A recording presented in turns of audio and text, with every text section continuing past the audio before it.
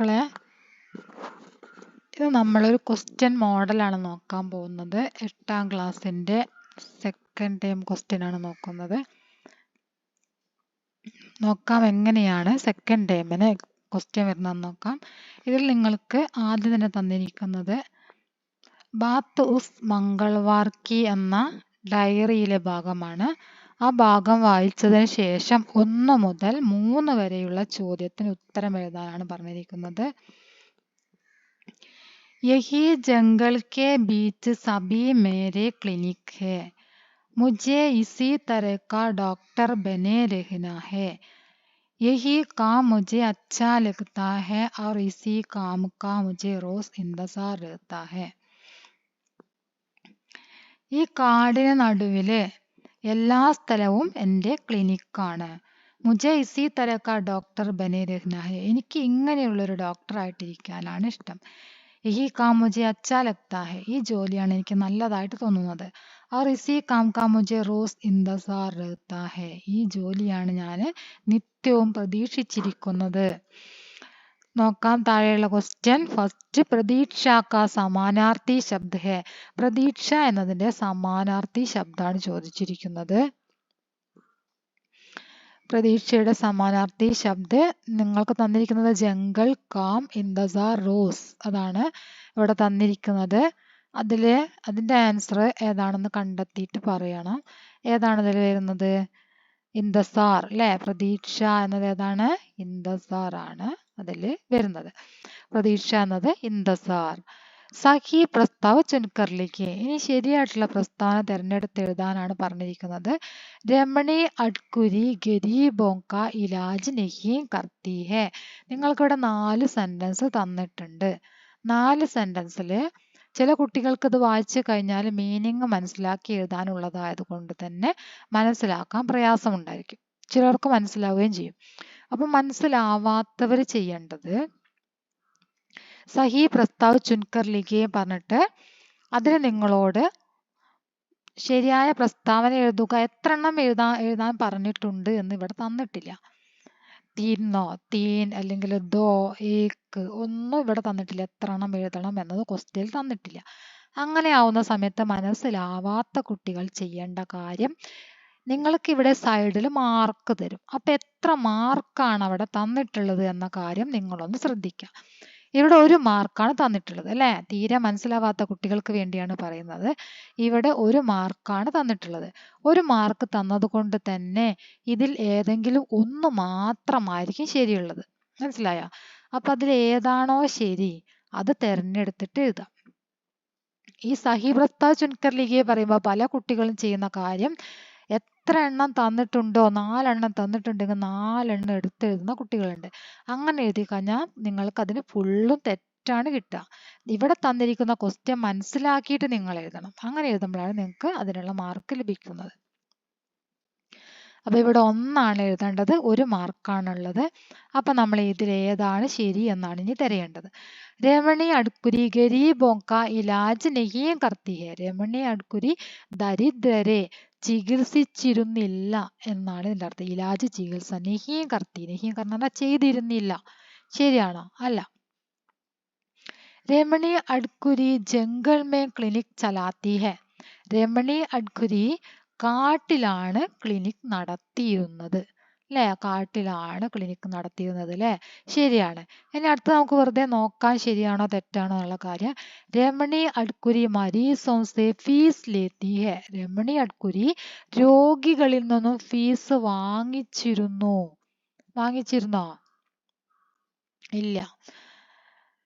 Ramani അഡ്കുരി ഷഹർ may clinic ചലാത്തി ഹെ.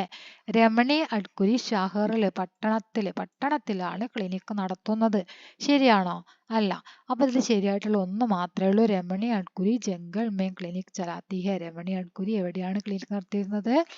ജംഗൾ, കാട്ടിലാണ് clinic നടത്തിയിരുന്നത്. മനസ്സിലായോ? അപ്പൊ അതാണ് അതിന്റെ ശരിയായിട്ടുള്ള ആൻസർ ആയിട്ട് വരുന്നത്. 1 മാത്രം എടുത്ത് എഴുതാം. 1 മാർക്ക് നിങ്ങൾക്ക് ലഭിക്കും. അടുത്ത നോക്കുക. संकेतों की सहायता से डॉक्टर रमणी अडकुरी की चरित्र विशेषताओं पर टिप्पणी लिखिए. ഇവിടെ തന്നിരിക്കുന്ന സൂചന അനുസരിച്ചിട്ട് രമണി അഡ്കുരിയുടെ ചരിത്രവിശേഷത, ചരിത്ര പർ ടിപ്പണി എഴുതാനാണ് പറഞ്ഞിരിക്കുന്നത്. അപ്പൊ നിങ്ങൾക്ക് ഇവിടെ മുകളിൽ ഒരു പാരഗ്രാഫ് തരുമല്ലോ, അതിലുള്ള സെന്റൻസും ഇതിനെ ഉപയോഗപ്പെടുത്താവുന്ന സെന്റൻസ് ആണ്. യഹി ജംഗൽ കെ ബീച്ച് സബി മേരെ ക്ലിനിക് ഹേ എന്നൊക്കെ തുടങ്ങിയിട്ടുള്ള ആ സെന്റൻസുകളും നിങ്ങൾക്ക് ഇതിലേക്ക് ഉപയോഗപ്പെടുത്താവുന്നത് തന്നെയാണ്. ഓക്കെ, അപ്പൊ അതെങ്ങനെയാണ് എഴുതിയിരിക്കുന്നത് എന്ന് നോക്കാം. ഡോക്ടർ രമണി അഡ്കുരി സാമുദായിക സ്വാസ്ഥ്യ ചികിത്സക് ഹേ. बिना लाइट पंखे के बीच जंगल में एक कच्ची झोंपड़ी में मरीज को देखना, जमीन पर सोना आदि को आज के जमाने में शायद कोई भी तैयार नहीं होता. രമണി അഡ്കുരി ബിനാ ലൈറ്റ് പങ്കേക്ക് ബീച്ച്, ലൈറ്റും അതുപോലെ തന്നെ ഫാനും ഒന്നുമില്ലാതെ, ജംഗൽ കെ ബീച്ച് പങ്കേക്ക് ജംഗൽ കെ ബീച്ച് കാടിന് നടുവിലായിട്ട് അല്ലേ,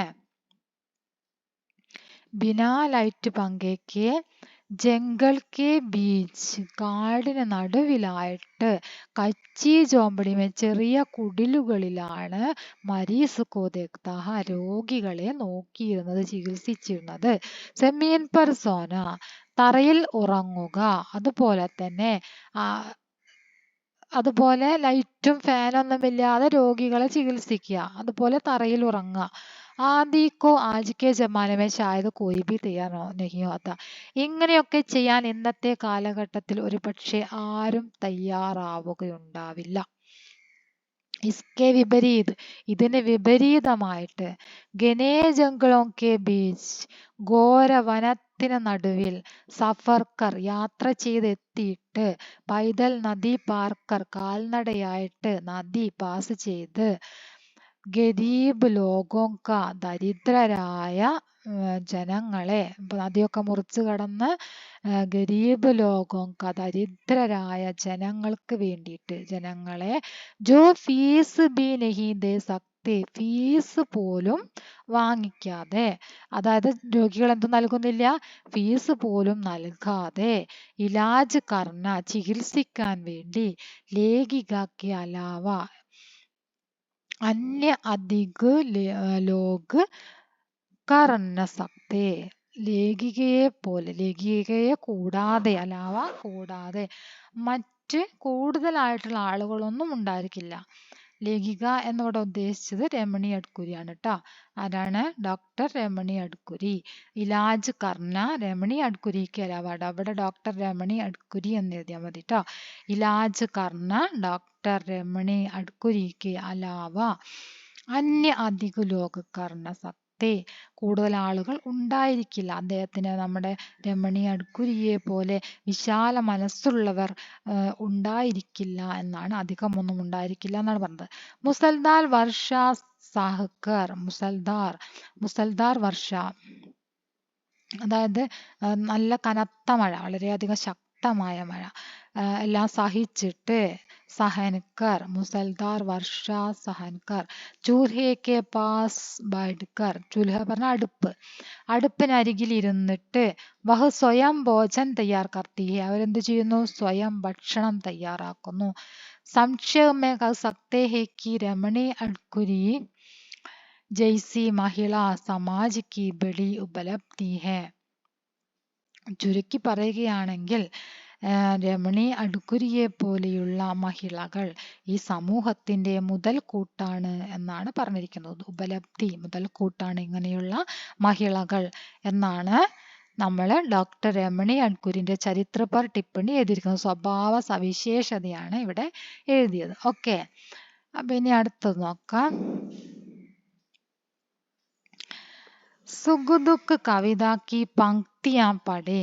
സുഖദുഃഖ് എന്ന കവിതയുടെ വരികളാണ് താഴെ തന്നിരിക്കുന്നത്. അത് വായിച്ചു നോക്കിയതിന് ശേഷം 4 മുതൽ 6 വരെയുള്ള ചോദ്യത്തിന്റെ ഉത്തരം എഴുതാനാണ് പറഞ്ഞിരിക്കുന്നത്. അവിരത് ദുഃഖ് ഹേ ഉത്പീഡൻ, അവിരത് സുഖ് ബി ഉത്പീഡൻ, സുഖ് ദുഃഖ് കി നിശാ ദിവാ മേം സോത്താ ജാഗ്താ ജഗജീവൻ. നിരന്തർ അർത്ഥ മേം പ്രയുക്ത് ശബ്ദ ഹേ. നിരന്തർ എന്ന അർത്ഥത്തിൽ ഇവിടെ പ്രയോഗിച്ചിരിക്കുന്ന ശബ്ദ് ഏതാണ്? നിരന്തരം, തുടർച്ചയായി, നിരന്തരമായി എന്ന് ഈ ലൈനുകളിൽ ആ അർത്ഥം വരുന്ന ശബ്ദം ഏതാണ് എന്നാണ് ചോദിച്ചിരിക്കുന്നത്. താഴെ നമുക്ക് ചോദിച്ചു തന്നിട്ടുണ്ട്. ഉത്പീഡൻ, നിശ, അവിരത്, ജഗ്. ഏതാണ്? അവിരത് ദുഃഖ് ഹേ ഉത്പീഡൻ. ഇവിടെ തന്നെ പറയുന്നുണ്ടല്ലേ, അവിരത്, തുടർച്ചയായ, നിരന്തരമായ. അപ്പൊ ഏതാണ്? അവിരത്. ഇത് ഇമ്പോർട്ടന്റ് ആയ ഒരു ചോദ്യമാണ് കേട്ടോ. നിരന്തർ എന്നതിന് എന്താണ്? അവിരത്. कवि ने उत्पीड़न के क्या क्या कारण बताए हैं? കവി വേദനയ്ക്ക് എന്തെല്ലാം കാരണങ്ങളാണ് ഇവിടെ പറയുന്നത്. പിന്നീട് അടുത്ത ക്വസ്റ്റ്യൻ, കവിതാക്ക ആശയിലേക്കും. ഈ കവിതയുടെ ആശയം ഏതിൽ നിന്നും നമുക്ക് ഇതിന്റെ ആൻസർ എടുക്കാം. അതിന്റെ ആൻസർ ആശയത്തിൽ തന്നെ ഉണ്ടായിരിക്കും. ഓക്കെ, 2 മാർക്കിന്റെ. അതല്ലെങ്കിൽ നമുക്ക് ഇതിൽ നിന്നും എടുക്കാൻ പറ്റും. എന്താണ്? കവിനെ उत्पीड़न के क्या क्या कारण बताए हैं? അവിരത് ദുഃഖ് और അവിരത് സുഖ് उत्पीड़न है. എന്താ പറഞ്ഞിരിക്കുന്നത്? നിരന്തരമായ ദുഃഖവും നിരന്തരമായ സുഖവും ഉത്പീഡൻ, വേദനയാണ് എന്നാണ് കവി ഇവിടെ പറഞ്ഞിരിക്കുന്നത് അല്ലെ. ഈ 2 വരികളുണ്ട്. അതിന്റെ ആൻസർ ഈ 2 വരികളിൽ ഉണ്ട്. ഇതിന്റെ ആൻസർ മനസ്സിലായി. എങ്ങനെയാണ് എഴുതേണ്ടത് എന്ന രീതിയാണ് പറഞ്ഞത്. അവിരത് ദുഃഖ് ഔർ അവിരത് സുഖ് ഉത്പീഡൻ ഹേ, വേദനയാണ്. അങ്ങനെ എഴുതിയാൽ മതി. അവിരത് സ്ഥിരമായിട്ടുള്ള സുഖമാണെങ്കിൽ, സ്ഥിരമായ ദുഃഖമായാലും രണ്ടും എന്താണ്? വേദനയാണ്. ജീവിതത്തിൽ സുഖവും ദുഃഖവും എങ്ങനെ വരണം? ഇടകലർന്ന് വരണം അല്ലേ? അപ്പൊ ഉത്പീഡൻ കെ ക്യാ ക്യാ കാരണം, വേദനയുടെ കാരണം എന്താണ്? നിരന്തരമായ സുഖവും നിരന്തരമായ ദുഃഖവും. അതാണ് ഇതിന്റെ ആൻസർ ആയിട്ട് വരുന്നത്. ഇനി അടുത്ത് നോക്കാം, കവിതയുടെ ആശയം എങ്ങനെയാണ് എഴുതിയിരിക്കുന്നത് എന്ന് നോക്കാം. निरंतर का दुख मनुष्य को कष्ट देता है, निरंतर का सुख भी कष्ट देता है. अर्थात मनुष्य इन दोनों स्थिति में दुखी रहता है.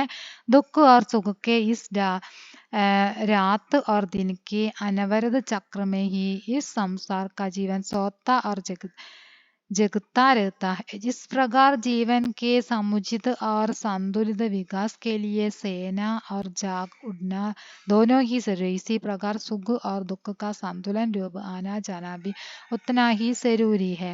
അതായത്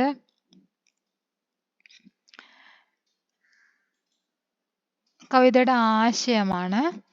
നിങ്ങൾ ആദ്യം തന്നെ എഴുതുന്ന സമയത്ത് ഇവിടെ ഇൻ പങ്ക്തിയാം എന്നെഴുതിയതിന് ശേഷം ഇൻ പങ്ക്തിയാം നമ്മുടെ കവിത ഏതാണ്? സുഖ് ദുഃഖ് അല്ലേ? ഇൻ പങ്ക്തിയാ സുഖ് ദുഃഖ് നാമക്ക് കവിതാ സെ ലിയാ ഗയാ ഹെ എന്ന് നിങ്ങൾ എഴുതണം.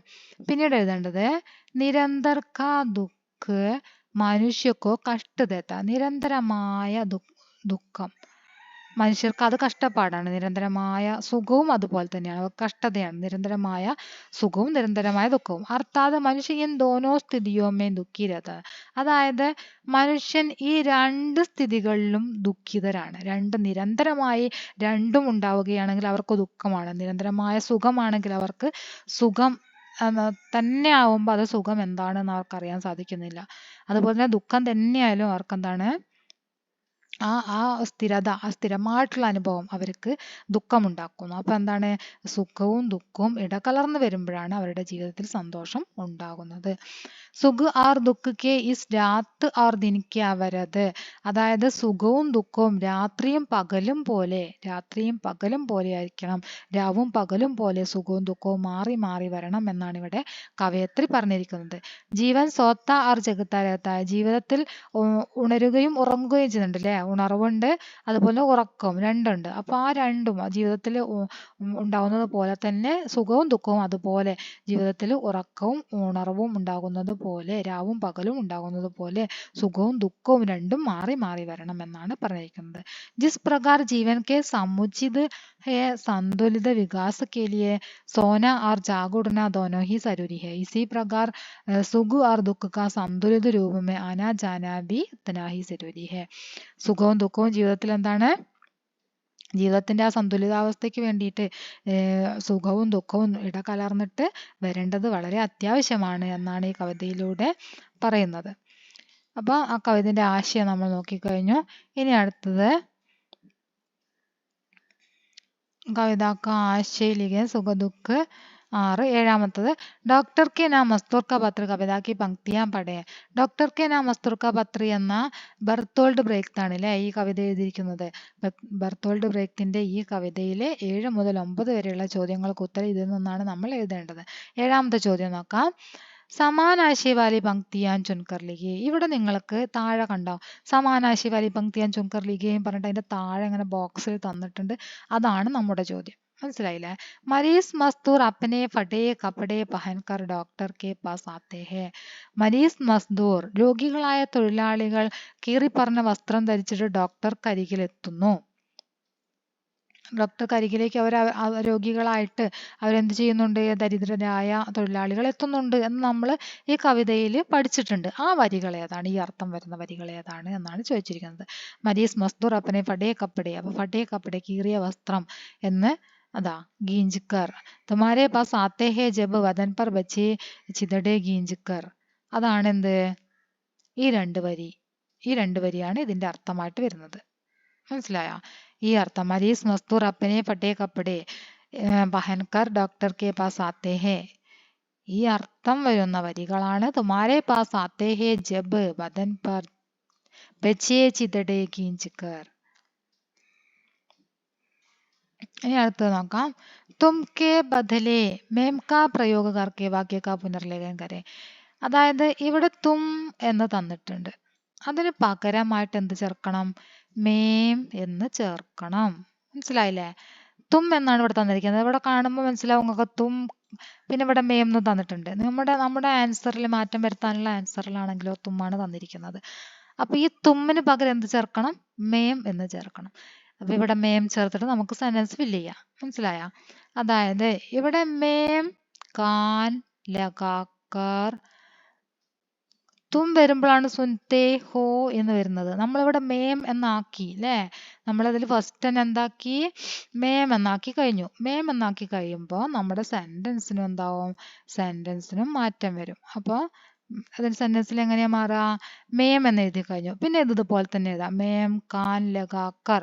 അതുപോലെ എഴുതട്ടോ. മേം കാൻ ലഗാക്കർ അവിടെ എഴുതാം. പിന്നെയോ സുൻതേ ഹോ എന്നത് എന്തായി മാറും? മേം വന്നതുകൊണ്ട് എന്തായാ മാറുക? ഈ രണ്ട് സൈഡും നിങ്ങൾക്ക് ഇത്തിരി കട്ടിക്ക് കറുപ്പിച്ച് എഴുതിയിട്ടുണ്ട്. ഈ രണ്ട് സൈഡ് മാത്രമാണ് നിങ്ങൾ മാറ്റം വരുത്തേണ്ടത് എന്ന് നിങ്ങൾ മനസ്സിലാക്കാൻ വേണ്ടിയിട്ടാണ് അങ്ങനെ തന്നത്. മനസ്സിലായോ? അപ്പൊ ഈ തുമ്മിന് പകരം നമ്മൾ മേം ചേർത്തു. ഈ ലാസ്റ്റത്തെ ഇനി നമുക്ക് മാറ്റണം. സുൻതേ ഹോ എന്നത് എന്തായി മാറും? മേം കാൻ ലഗാക്കർ സുൻതാ ഹും അല്ലേ? തേ ഹോ എന്നുള്ള എന്താവുക? താ ഹും എന്നാവും. എന്താണ് വരുന്നത്? സുൻതാഹും. ഇവിടേക്ക് മാറ്റം വരുന്നത് സുൻതാഹും എന്നാണ് കേട്ടോ. അപ്പൊ നിങ്ങൾ എന്ത് ചെയ്യണം? ഇവിടേക്ക് ഇതാ ഈ തേ എന്നതിനെ എന്താക്കുക? താ എന്നാക്കിയിട്ട് എഴുതാം. സുൻതാ. മനസ്സിലായ? അപ്പൊ അതിനെ സുൻതാ എന്നാക്കി മാറ്റി എഴുതി.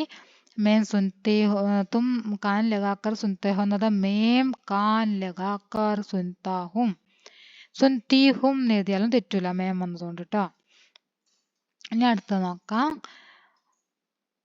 ഗോജത്തെ ഹോ കാരൺ ശരീർ കെ ഭീतर फसल में गरीबों की बीमारी का कारण क्या है?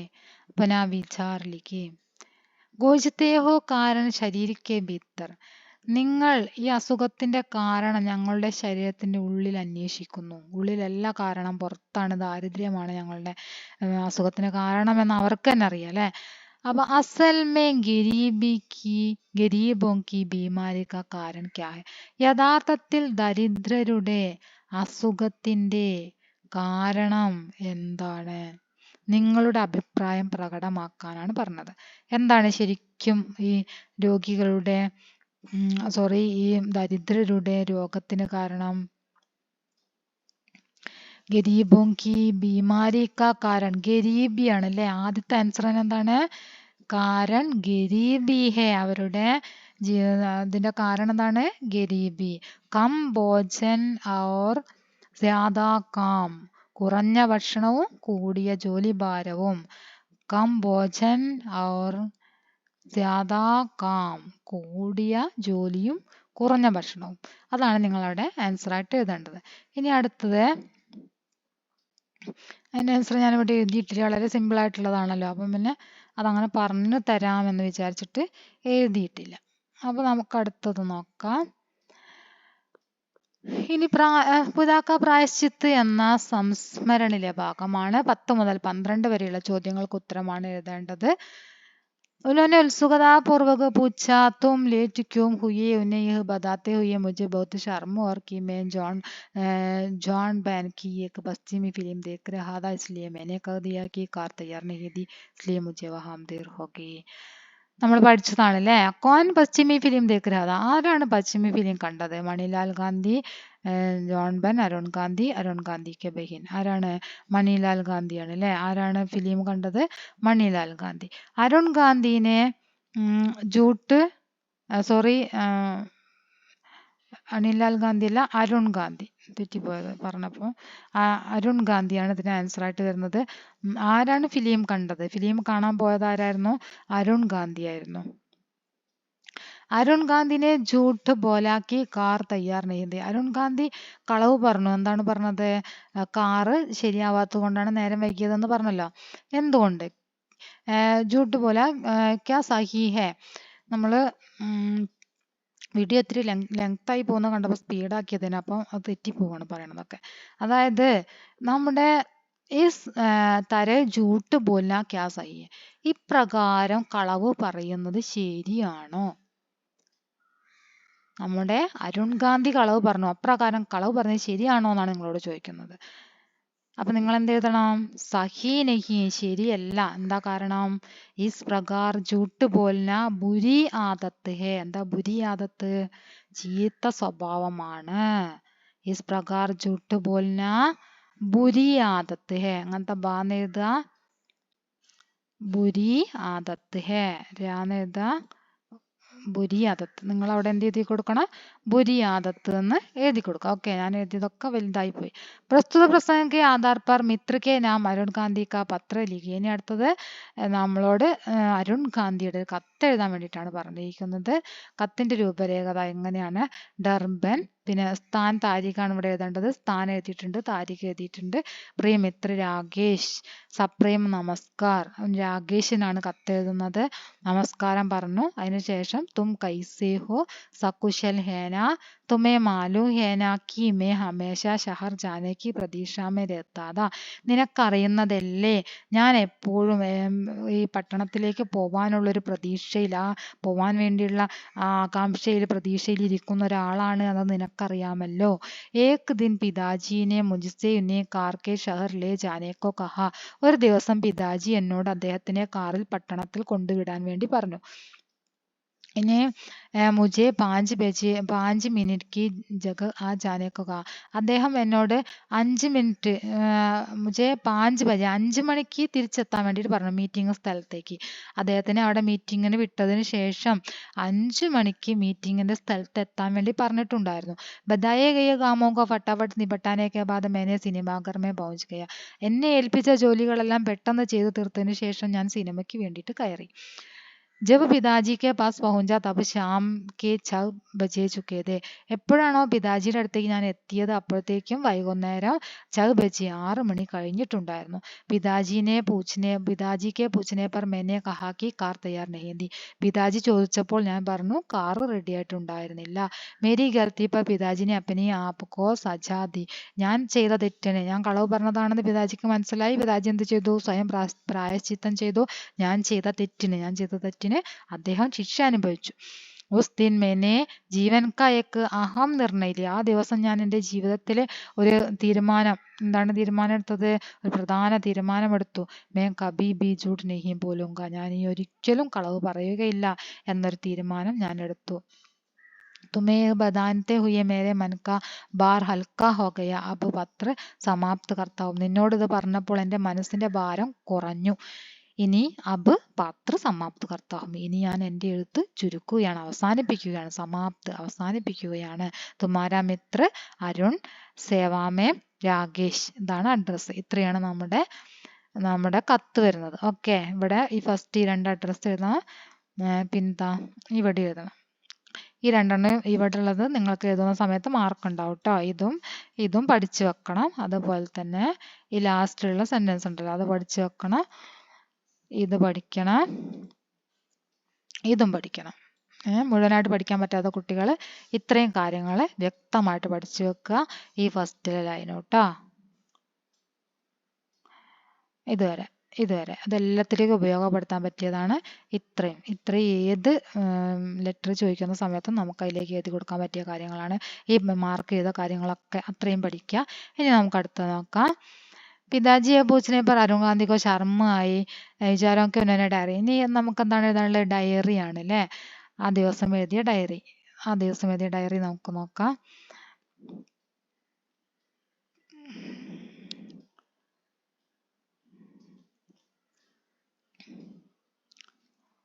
അതായത് ഡയറി എഴുതുന്ന സമയത്ത് നമ്മൾ ആദ്യം തന്നെ എന്താണ് എഴുതേണ്ടത്? ദിനാങ്ക് എഴുതണം അല്ലെ? ദിവസവും ഡേറ്റും എഴുതണം. ആദ്യം തന്നെ എഴുതേണ്ടത് എന്താണ്? ദിനാങ്ക്, ദിവസം എഴുതണം, ഡേറ്റും എഴുതണം. നേരെ ഇവിടെ അങ്ങനെ ദിനാങ്ക് എഴുതുക, ദിവസവും ഡേറ്റ് എഴുതിയതിൽ ദിവസവും ഡേറ്റ് എഴുതിയതിന് ശേഷം നിങ്ങൾ താഴേക്ക് ഒരു പാരാഗ്രാഫായിട്ട് എഴുതി കൊടുക്കുക. താഴേക്ക് എഴുതേണ്ടത്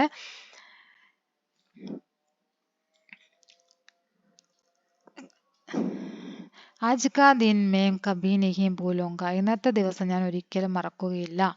ആജ് കാ ദിൻ മേം കബി നഹീ ഭൂലൂംഗ. ഇന്നത്തെ ദിവസം ഞാൻ ഒരിക്കലും മറക്കുകയില്ല. മേനെ ആജ് പിതാജി സെ ജൂട്ട് ബോല. ഞാൻ ഇന്ന് എൻ്റെ പിതാജിയോട് കളവ് പറഞ്ഞു. അതിനുശേഷം നമുക്ക് ഈ ലെറ്ററിൽ എഴുതിയിട്ടുണ്ടല്ലോ, ഈ ലെറ്ററിൽ എഴുതിയ കാര്യങ്ങൾ തന്നെ നമുക്ക് ഡയറിയിലേക്ക് എടുക്കാൻ പറ്റും. ഞാൻ പിതാജിയോട് കളവ് പറഞ്ഞു എന്ന് എഴുതിയില്ലേ? ഏക് ദിൻ പിതാജിനെ മുജ്സെ ഉന്നെ കാർ സെ ഷഹർ ലേ ജാനെ കോ കഹാ. ഒരു ദിവസം പിതാജി അദ്ദേഹത്തിനെ കാറിൽ കൊണ്ടുവിടാൻ വേണ്ടി പറഞ്ഞു. വീട്ടിലുള്ള അദ്ദേഹം പറഞ്ഞേൽപ്പിച്ച ജോലികളൊക്കെ ചെയ്ത് തീർത്തതിന് ശേഷം ഞാൻ സിനിമ കാണാൻ പോയി. जाने के कहा बताया गया कामों को फटाफट निपटाने के बाद मैं സിനിമാഘർ में पहुंच गया. ഞാൻ അതൊക്കെ ചെയ്ത് തീർത്തതിന് ശേഷം എന്ത് ചെയ്തു? സിനിമയ്ക്ക് പോയി. അദ്ദേഹത്തിനെ കൂട്ടിക്കൊണ്ടുവരാൻ നേരം വൈകി. അദ്ദേഹം എന്ത് ചെയ്തു? അദ്ദേഹത്തിന് ആ മകൻ കളവ് പറഞ്ഞത് സഹിക്കാൻ പറ്റാതെ അദ്ദേഹം സ്വയം പ്രായശ്ചിത്തം ചെയ്തു. അപ്പോൾ നമ്മുടെ അരുൺ ഗാന്ധി ഒരു തീരുമാനം എടുക്കുകയാണ്. ലാസ്റ്റ് ഞാൻ ഒരിക്കലും കളവ് പറയുകയല്ല എന്ന് തീരുമാനം എടുത്തു. അപ്പോൾ ഇതിൽ നമുക്ക് ലെറ്ററിനുള്ള സെൻറ്റൻസുകളും അതുപോലെ തന്നെ ഡയറിക്കുള്ളതും ഒരുപോലെ പഠിക്കാൻ വേണ്ടിയിട്ട് ഇത്രയും നിങ്ങൾ പഠിച്ചാൽ മതി. ഡയറിക്കും അതുപോലെ തന്നെ ലെറ്ററിനും ഇത് തന്നെ പഠിച്ചാൽ മതി. ഈ സെൻറ്റൻസ് എഴുതരുത്. ഡയറി എഴുതുമ്പോൾ ഈ സെൻറ്റൻസ് എഴുതാൻ പാടില്ല. आज का दिन में कैसे बोलूं അല്ലെങ്കിൽ आज का दिन में कभी नहीं बोलूंगा എന്ന സെൻറ്റൻസ് എഴുതിയതിന് ശേഷം നിങ്ങൾ ലെറ്ററിൽ ഉപയോഗിച്ചിട്ടുള്ള കാര്യങ്ങൾ തന്നെ നിങ്ങൾക്ക് ഡയറിയിലേക്കും ഉപയോഗപ്പെടുത്താവുന്നതാണ്. ഓക്കെ, അപ്പം അത്രയാണ് നമ്മുടെ ഈ ക്വസ്റ്റ്യൻ്റെ നമ്മളിപ്പോൾ നോക്കിയ ക്വസ്റ്റ്യൻ മോഡൽ ഉള്ളത്. എല്ലാവരും ശരിയായിട്ട് നോക്കിയിട്ട് പഠിക്കാം. ഓക്കെ.